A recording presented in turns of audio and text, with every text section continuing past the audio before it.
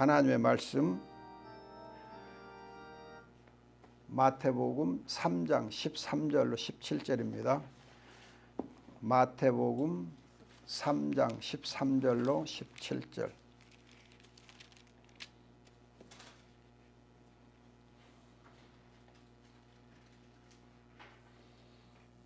하나님의 말씀 마태복음 3장 13절로 17절 제가 봉독합니다. 그때 예수께서 갈릴리로부터 요단강에 이르러 요한에게 세례를 받으려고 그에게 나아오시니 요한은 그분을 말리면서 말씀드리기를 제가 선생님께 세례를 받아야 하는데 오히려 선생님께서 제게 오십니까 하니 예수께서 그에게 대답하여 말씀하시기를 지금은 허락하여라. 이렇게 우리가 모든 의를 성취하는 것이 합당하다 하시니 그때야 요한이 허락하였다. 예수께서 세례를 받으시고 곧 물에서 올라오시자 바로 그때에 하늘이 그분께 열리고 하나님의 영이 비둘기같이 내려와 자기 위에 내려오시는 것을 보셨다. 바로 그때에 하늘에서 음성이 있어 말씀하시기를 이는 내 사랑하는 아들이다. 내가 그를 기뻐한다 라고 하셨다. 아멘. 오늘 본문 말씀을 보면 그때라는 이 단어가 13절에 있고 또 16절에 바로 그때에 그리고 17절에 또 바로 그때에 그렇게 세 번 반복되어 있고 또 4장 1절에 가면 또 그때에 그렇게 되어 있고 또 4장 17절 가면 또 바로 그때부터 이렇게 그때부터 이렇게 그때에라는 말이 자주 반복 사용되고 있습니다. 그 점을 하나 유의하시고서 또 세례 요한에게 많은 사람들이 이렇게 세례를 받으려고 나올 때에 예수님도 세례를 받으러 오셨고 그때 세례 요한이 아니 내가 오히려 당신한 세례를 받아야 하는데 당신이 나한테 나오면 어떻게 합니까? 그때 예수님께서 아니다. 지금은 내가 너한테 세례를 받아야 된다 하고서 세례 받도록 허락해달라 해서 세례 요한이 그러면 세례 드리겠습니다. 세례를 베풀어 줍니다. 그래서 세례를 이렇게 받으시고 물에서 올라오시자 바로 그때에 하늘이 그에게 열렸다. 그런데 누가복음에서는 세례를 받으시고 기도하시던 때에 그 말이 들어있어요. 기도하시던 때에 세례 받고 기도하신 때에 기도하시던 그때에 이 하늘이 열리고 하나님 비둘기같이 성에 내려오셨다. 그리고 이는 내 사랑하는 아들이다. 바로 그때 그 하늘에서 음성이 들린 것으로 되어 있습니다. 그러면 오늘 본문을 보면은 예수님께서 물로 세례를 받으시고 그 다음에 성령으로 또 세례를 받으시고 물과 성령으로 세례를 받으신 걸 볼 수 있어요. 왜 예수님께서 물과 성령으로 세례를 받으셨는가? 그리고 나서 이제 유대 광야에서 사탄 마귀의 시험을 받으시고 그리고 이제 그가 복음을 전하기 시작하시거든요. 예수님께서 복음 사역을 시작하기 전에 그가 유대 광야에서 시험을 받지만은 그렇게 공생애를 시작하기 전에 왜 물과 성령으로 세례를 받았을까? 왜 물과 세례를 받았는가? 물과 성령으로 세례를 받으시 무슨 의미가 있는가? 그것을 오늘 말씀에서 찾아보고자 합니다. 그래서 예수님의 세례에 대해서 오늘 주제로 말씀을 드립니다. 우선 이 앞에 지난주에 말씀드렸듯이 세례자 요한이 소개한 예수님이 누구셨던가 하면은 요한복음 1장 29절에서는 세상 죄를 지고 가는 하나님의 어린 양이다. 그렇게 소개한 바 있습니다. 예수님이 세상 죄를 지고 가는 하나님의 어린 양 그래요. 그런데 오늘 본문에 보면은 성령이 임하실 때 비둘기같이 내려오셨다. 비둘기같이 내려오셨다. 그럼 여러분 비둘기가 뭘 상징하느냐 하면은 일단 이제 레위기에 보면은 속죄 제물 즉 희생 제물을 드릴 때에 어린 양으로 또는 염소로 또는 숫소로 이렇게 드리는데 그렇게 양이나 소로 이 희생제를 드릴 그런 힘이 없는 사람, 즉 경제 여유가 없는 사람은 비둘기를 가지고 희생제를 드리게 돼 있어요. 그러니까 지금 하나님의 어린 양이신 예수 그리스도가 또 한편으로는 비둘기 같은 희생 제물, 그러니까 이 가난한 자가 드릴 수 있는 희생 제물, 예수님이 가난한 자잖아요. 가난한 자로 오셨거든. 그 가난한 자로서의 희생 제물이신 그 예수님을 염두에 두고 비둘기같이 성령에 임하신 거예요. 우리는 비둘기 그러면은 평화의 상징 그렇게 많이 얘기하는데 그건 세상적인 얘기고, 비둘기 그러면은 성경에서는 희생제물, 가난한 자가 드리는 희생제물. 그래서 가난한 자를 위해서 오신 예수님께서 자기가 친히 그 가난한 자의 희생제물로 오시는 거예요. 그걸 보여줘요. 그러니까 세례자 요한이 세상 죄를 지은 하나님의 어린 양이다 하는 그 소개하고, 또 비둘기로서 오셔서 가난한 자의 어린 양, 가난한 자의 희생제로 오신 예수님, 그걸 여러분들이 염두에 두면 좋습니다. 그리고 이제 요한복음 1장 33절 34절에서는 성령으로 세례를 주실 하나님의 아들, 그리고 성령으로 세례를 주실 하나님의 아들, 그러니까 하나님의 어린 양이 사실은 성령으로 세례를 주실 하나님의 어린 양이 하나님의 아들이다 그랬어요. 하나님의 아들. 그래서 오늘 마태복음 3장 11절에서도 보면은 성령과 불로 세례를 주실 것이다. 그래서 성령으로 세례를 주신다. 그렇게 누가복음 3장 16절에 되어 있습니다. 그러니까 불이란 말을 마태복음 넣었지만은 다른 성경에서는 누가복음이나 요한복음 보면 그냥 성령으로 세례를 주신다 그랬지 불은 빠지고 없어요. 그래서 여러분들이 불을 이렇게 마태가 강조한 것은 심판을 얘기해요. 심판 강조인데, 그러나 지금 예수님께서 누가복음에서는 성령으로만 얘기한 것은 사도행전을 보면은 성령으로 충만하고 성령 세례를 주시거든요. 성령 세례를. 그래서 누가는 사도행전에서도 성령 세례를 강조하기 위해서 그냥 성령으로 세례를 주실 분 그래요. 그 점을 여러분들이 또 참고하시면 좋을 겁니다. 이렇게 하나님의 어린 양이요, 희생제물 비둘기요, 또 이제 성령으로 세례를 주실 그 하나님의 아들이신 그 예수님을 임마누엘로 이제 마태가 소개했고, 또 세례자 요한이 그렇게 소개해요. 이 임마누엘 예수님이 이제 요한의 경우는 그의 신발을 들고 다닐 자격도 없다. 너무 존귀해서 내가 이분의 신발을 들고 다닐 자격도 없다. 또 이제 내게 세례를 베풀어야 될, 내가 세례 받아야 할 분이 바로 예수님이다. 그렇게 증거한 일이 있습니다.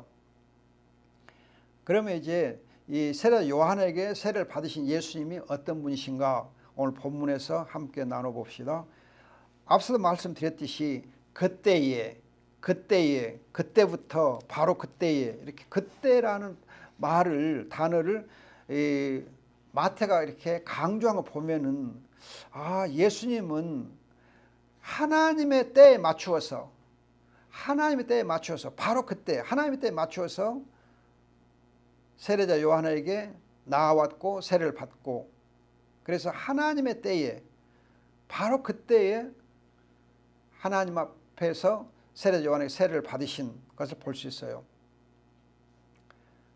거듭 말씀드리지만 예수님은 메시아이고 하나님의 아들이시지만 자기 마음대로, 자기 원하는 대로, 자기가 생각하는 때에 그렇게 행동하지 아니하시고 하나님이 정해준 그 때에, 하나님의 때에 정확하게 맞추어서 행동하셨다 알 수 있어요. 그래서 여러분들이 마태복음 16장 보세요. 마태복음 16장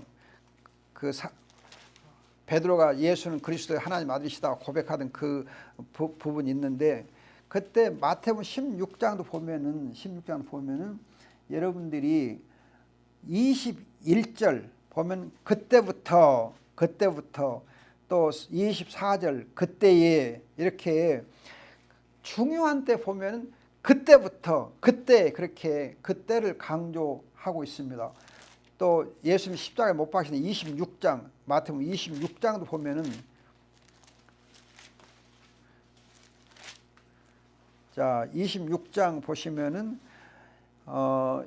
16절 유다가 배반한 때거든. 그때부터 예수를 넘길 기회를 찾고 있었다. 그때부터 그렇게 되어 있고, 그 다음에 이 31절 보면은 그때에 또 36절에 그때에 또 38절에 그때에, 그렇게 그때가 아주 강조되어 있어요. 아주 중요한 순간순간에 그때란 말이 자주 마태는 강조를 해요. 이걸 보면 철저하게 예수님께서 하나님의 때에 맞추어서 그렇게 자기의 삶을 살아가신 걸 볼 수 있습니다. 여러분, 요한복음 이제 2장에서도 가나의 혼잔치 때에 내 때가 아직 되지 아니했다, 내 때가 되지 아니했다 한 말씀 있고, 또 요한복음 13장 1절, 요한복음 13장 1절, 요한복음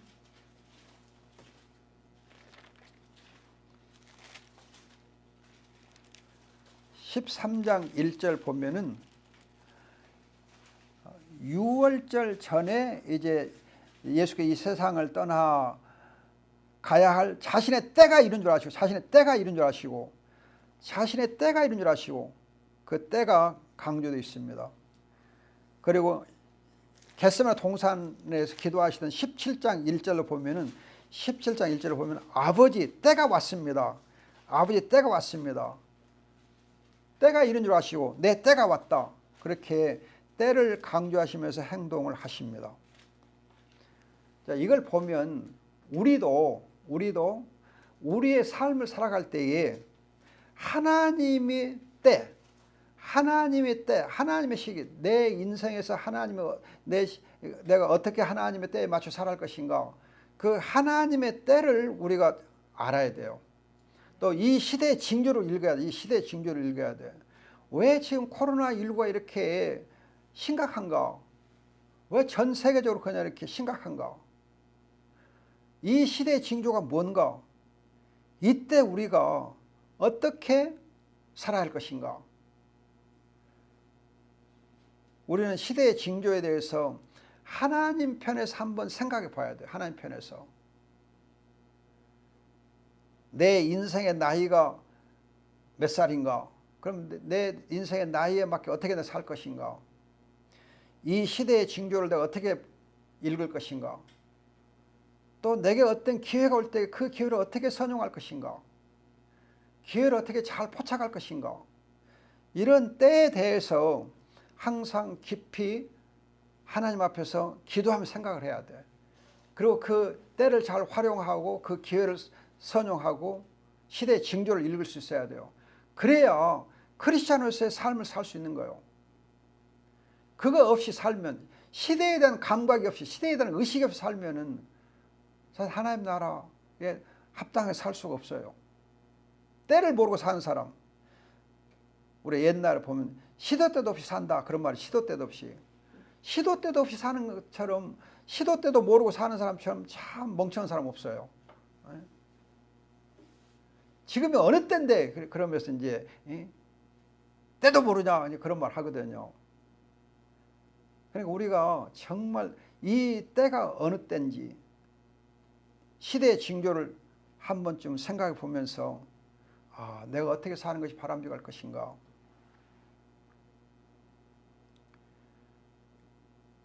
우리가 지금 에덴 동산교회를 이렇게 개척 설립해서 예배를 드리고 있는데, 왜 하나님께서 이 교회를 세우게 하셨는가? 왜 여기에 세우게 하셨는가? 왜 이때에 세우게 하셨는가? 우리는 왜 이 기회를 잡게 되었는가? 생각해 보면 참 은혜롭고 감사한 일이에요. 우리가 만일에 하나님의 때를 놓쳤다고 하면은 우리가 이 교회를 세울 수 없었고, 세우지 못했으면은 하나님께 영광을 돌리지 못했어요. 그때부터 때를 알고 행하신 예수님, 우리도 때를 알고 시기를 알고 시대의 징조를 알고 행하는 것이 바로 믿음입니다.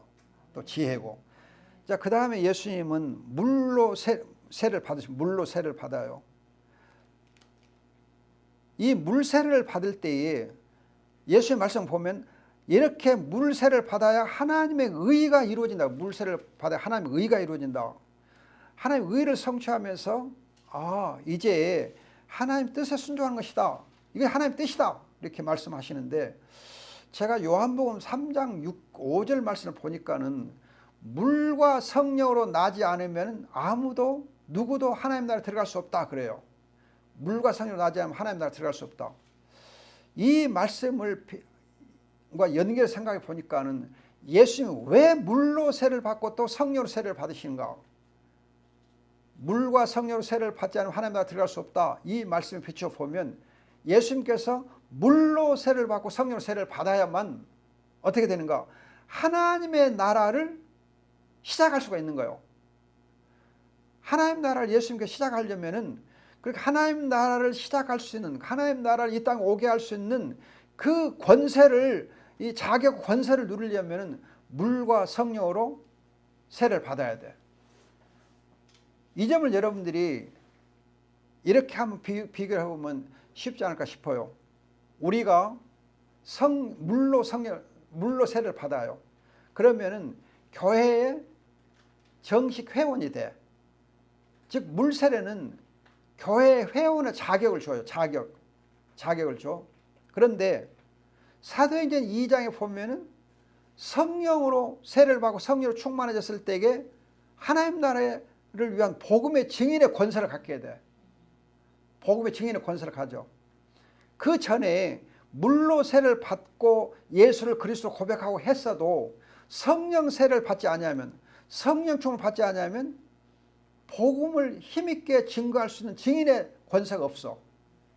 또 성령 세례 받은 다음에 보면은 베드로도 바울도 다 보면 이제 예수의 이름의 권세를 가지고 안진매를 일으켜 세우고 또 많은 환자를 치료해주고 또 귀신 들린 자의 악령을 내쫓아주고 그렇게 엄청난 권세를 행사를 해요. 이걸 보면 예수님께서 정말 메시아로서의 하나님 나라의 사역을 시작하려고 하면 물과 성령으로 세를 받아야 돼. 즉 물세를 통해서 하나님 나라를 시작할 수 있는 자격을 얻는 거예요. 자격을. 하나님의 의를 이루게 하라. 이렇게 해서 하나님의 이 메시아로서의 자격을 갖는 거예요. 얻는 거예요.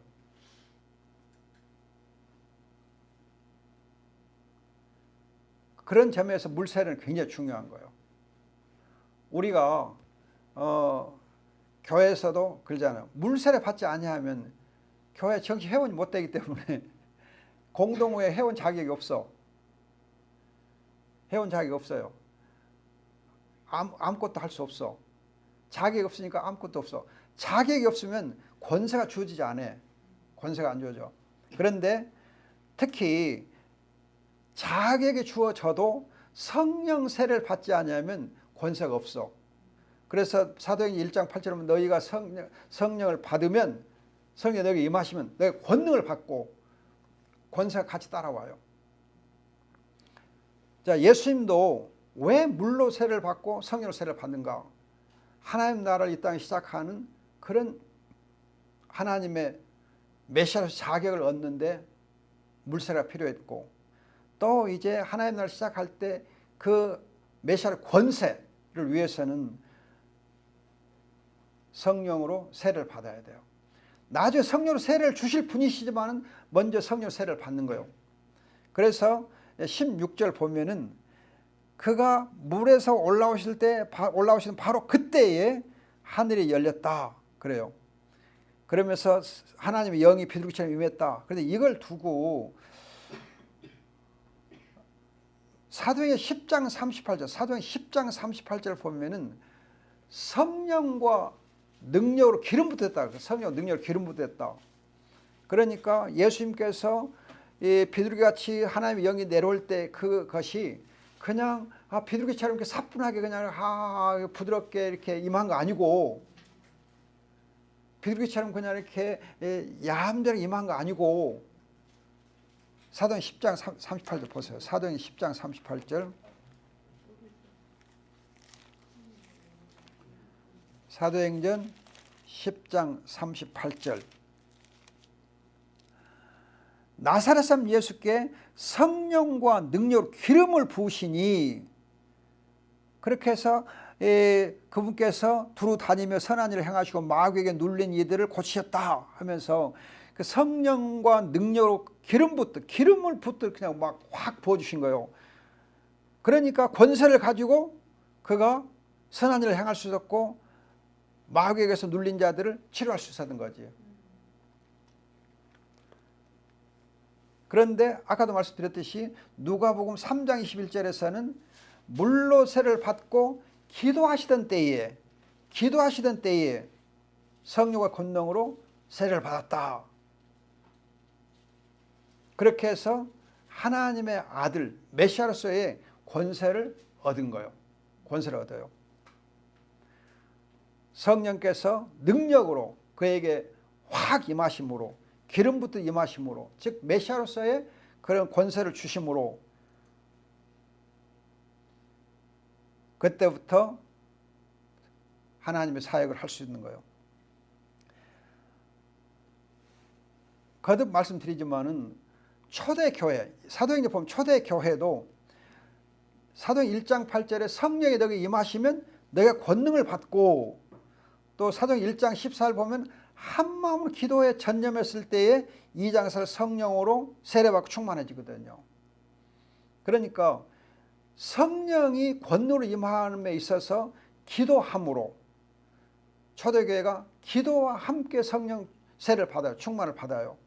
기도 없이는 성령 충만이 없어요. 기도로 간절히 간구할 때 성령 충만해지는 거예요. 또 기도할 때에 예수님이 성령으로 세례를 받으신 것처럼 예수님은 기도하는 자에게 하나님 아버지께로부터 성령을 받아서 우리가 부어주셔. 사도행 2장 33절을 보면은 예수님께서 하나님 아버지께로부터 성령을 받아서 우리에게 오늘 부어줬다 그래요. 이렇게 성령 세례와 충만을 받게 되면 사도행전 4장 31절, 사도행전 4장 31절,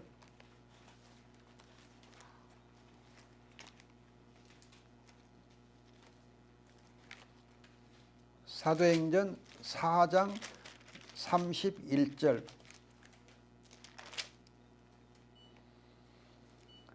그들이 기도를 마치자 그들이 모여있던 장소가 진동하였고 모두가 성령으로 충만하여 하나님의 말씀을 담대하게 전하였다.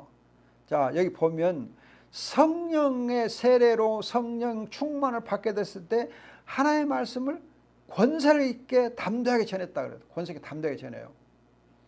그러니까 성령 세례와 충만 통해서 권세와 담대함이 생겨. 그럼 하나님의 복음을 전하잖아요. 그런가 하면 5장 여러분들이 이제 12절 이하에서부터 보면 사도행 5장 12절 이하 보면 사도들의 손을 통해 많은 표적들과 기사들이 백성들 가운데 일어났다. 또 14절 주님을 믿는 자들이 더 많아져서 남자 여자 큰 무리가 이렇게 모아지는데 15절 이하에 보면 심지어 병든 자들을 큰 길로 메고 나와 침상과 자리에 두고서 베드로가 지나갈 때 그들 중에 누구에게 그림자라도 덮이기를 바랬다. 그림자만 덮여도 치료가 된 거예요. 그리고 16절에 보면 예루살렘 주변 성읍들에 사는 큰 군중도 병든 자들과 더러운 영들에게 괴로움을 당하는 자들 데리고 모여들었는데 그들이 모두 고침을 받았다. 성령 세례와 성령 충만의 역사가 있게 되면 이렇게 엄청난 권세가 따라오면서 하나님의 놀라운 일들이 일어나거든요.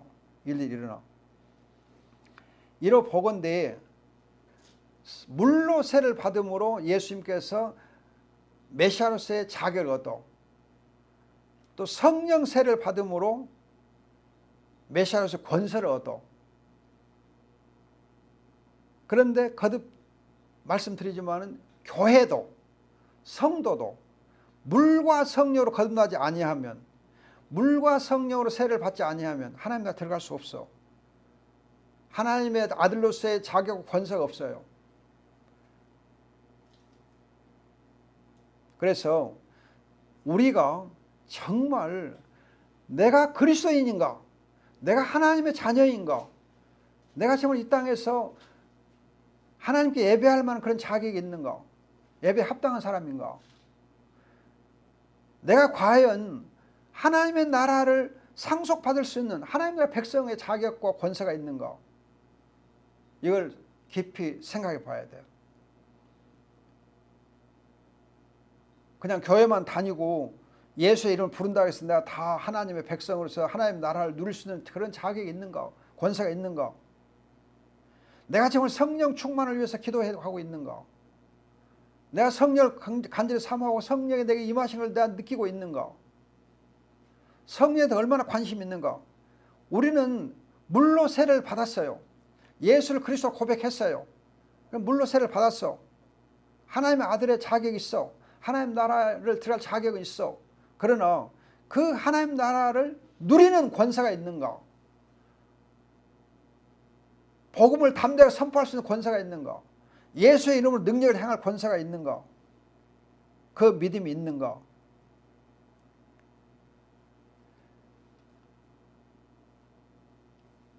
기도하시던 때에 성령이 임했어요. 기도하시던 때에 성령으로 세례를 받았어요. 초대교회가 기도하에 전념했을 때 성령이 충만히 임하고 성령으로 세례를 받았어요. 따라서 우리가 기도할 때 그저 단순히 이러이러한 것을 기도점을 가지고 요구하는 대신에 요구하는 것을 끝나지 말고 성령을 사모하고 성령이 내게 임하기를 간절히 간구하는 그런 성령에 대한 기도. 그래서 성령으로 항상 우리가 마음이 성령 충만을 누리는. 그래서 사도 바울이 에베소서에 글잖아요. 성령 충만을 받아라. 항상 성령 충만을 받아라. 성령 충만하라. 이렇게 성령으로 세례를 받으신 그때에 바로 그때 17절 보면은 하늘이 열리고 음성이 들리면서 이는 내 사랑하는 아들이다. 즉 하나님 아버지께서 예수 그리스도 하나님의 아들이요 메시아라고 하는 것을 선포해 주시는 것은 성령 세례를 받은 다음에 성령 세례가 임할 때에 네가 하나님의 아들이다. 내가 기뻐한다. 이렇게 선포해 주십니다. 하나님 아들로서의 정말 자격을 누리고 권세를 누릴 수 있는 것은 성령과 물과 성령을 온전히 세례를 받을 때만 하나님의 아들이에요. 하나님 사랑하는 아들이에요. 권세가 없으면 아니요. 그래서 정말 내가 권세가 있는가? 내가 정말 하나님의 아들로서 권세가 있는가? 내가 성령으로 세례를 받고 권세가 있는가? 한 번쯤은 우리가 그런 부분에서 스스로 확인을 해볼 필요가 있어요. 내가 가끔 간증하는 것이지만은 이런 부분에 관심을 좀 갖고 있던 때였는데 서울에서 버스를 타고 광주로 내려오는 길인데 버스 제일 앞좌석에 귀신을 여자가 탔어요. 귀신을 여자가. 애기 업은 엄마의 아주머니였는데 이 여자는 무슨 귀신 들렸느냐? 예수 귀신 들렸어요. 예수를 막 찬양해. 예수를 막 찬양해. 그러다 예수를 막 욕해.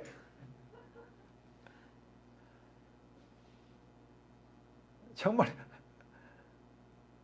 웃을 수도 없고 참 안타까워요. 그러니까 뒤에 있는 승객들이 미친 사람이 막 이렇게 예수님을 노래했다가 그냥 또 예수님을 비방했다가 막 교회를 욕했다 하니까 그냥 낄낄낄 웃고 막 난리가 난 거예요. 예수님 이름이 욕되잖아. 그럼 목사가 어떻게 해야 돼? 잠잠하게 해야지. 그래서 내가 그 여자한테 가서 머리에 손을 얹고 무슨 시야? 조용히 안 하고 가? 그랬더니 벌떡 일어나서 대들려고 그러다가 날 딱 보더만 팍 수그러졌고 거기 팍 숙이고 그리고 조용해졌거든. 그리고 광주까지 조용히 왔. 내릴 때 그냥 제일 앞자리에 앉았으니까 금방 내려서 도망가 보더라고. 제가 그때 목사에게는 귀신을 제압할 수 있는 예수의 이름이 있기 때문에 이 귀신을 제압할 수 있는 권세가 있구나. 그걸 깨달았어요. 내가 평소에는 그런 거 경험 안 해봤지만 그런 기회를 갖게 되니까 그것도 굉장히 내게 큰 은혜가 되더라고요. 평소에는 내가 별로 권세가 없는 것 같은데 막상 그런 일을 당했을 때에 예수 이름으로 이렇게 명했을 때에 제압이 되는 걸 보고 하나님이 내게 권세를 주셨구나. 또 우즈벡에서 이렇게 집회를 하고 있는데 집회를 다 마치고 났는데 한 청년이 밖에 나가더만은 그 우즈벡에서는 수양관 바로 옆에가 나이트클럽이 있었어. 나이트클럽이. 그러니까 이 청년이 그 자기 친구 따라서 왔던 사람인데 말씀을 받고 나서 나이트클럽 간 거예요. 그러니까 나이트클럽 가서 그냥 못 보고 보니까는 악령이 그냥 확 들어온 거예요. 처녀 귀신 악령이 든 거예요. 근데 희한하게 악령이 들었는데 그냥 이렇게 기절해 본 거예요. 그리고 막 거품을 내고 그렇게 그런 일들이 생겨나더라고요. 그러니까 이제 그 애를 데리고 이제 나한테 데리고 와서 목사님 안수기도 하세요. 귀신 나가야 돼요. 나 우리말로 기도를 했어. 그러니까 나갔어. 그래서 우리말로 해도 귀신이 알아먹구나. 우즈벡에서. 여러분 우리가 물과 성령으로 세례받아서 하나님의 나라의 일꾼으로서의 자격과 신분을 확인해야 돼. 그 권세를 가지고 살아야 우리가 하나님 나라를 들어갈 수 있는 거예요. 합당한 거예요. 그런데 물로 세례를 받는 것은 예수를 그리스도 고백하면 되지만 성령 세례를 받으려면 기도를 해야 돼. 기도를. 성령 세례와 성령 충만을 위해서 간절히 사모하는 기도를 해야 돼. 기도하는 자에게 예수님께서 하나님 아버지로부터 성령을 받아서 우리에게 부어주시는 거예요. 그리고 그 성령 충만을 받게 돼 있어요. 그때 하나님의 나라를 우리가 들어갈 수 있고 그 나라를 선포할 수가 있습니다. 그 나라의 백성이 될 수가 있습니다. 이 귀한 은혜와 복을 함께 누릴 수 있기를 축복합니다. 아멘. 기도하겠습니다. 좋으신 아버지 감사합니다. 우리가 물로 세례를 받았지만 성령 세례를 받게 하시고 이를 기도하게 하시고 하나님 나라의 귀한 이 자격과 권세를 얻어서 하나님 나라의 복음을 담대하게 전할 수 있고 예수와 그리스도를 선포할 수 있는 귀한 하나님의 자녀들 되게 해 주시옵소서. 우리에게 성령으로 늘 충만케 하옵소서. 성령 충만을 누림으로 하나님 참으로 하나님 나라의 이 귀한 권세를 잘 활용할 수 있는 저희가 되게 하옵소서. 믿습니다. 감사합니다. 예수님의 이름으로 기도합니다. 아멘.